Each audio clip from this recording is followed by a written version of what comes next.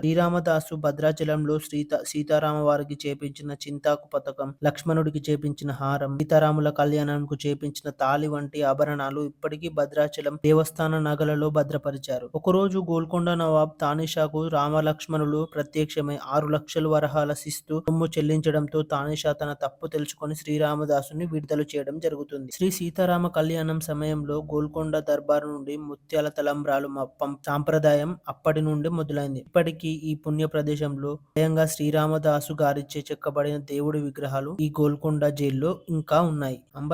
అంబర్ఖానా కోటలో ఉన్నటువంటి వాళ్ళందరికీ నీళ్ల కోసం ధాన్యాన్ని అందులో స్టోర్ చేసేవాళ్ళు. యుద్ధ సమయంలో కోట బయటకి వీలు లేనప్పుడు ఈ భాండాగారం చాలా ఉపయోగపడేది. ఇక్కడ 2 మినార్లలో ఉన్నటువంటి ఒక సుందరమైన మసీద్ కనిపిస్తుంది. దాని పేరు జామై మసీద్. దాన్నే ఇబ్రహీం మసీద్ అని కూడా పిలుస్తారు. మొదటి కులీ కుతుబ్ షా దాన్ని కట్టడం జరిగింది. ఆ కట్టడాన్ని ఇన్స్పిరేషన్ గా తీసుకొని చార్మినార్ లోని 4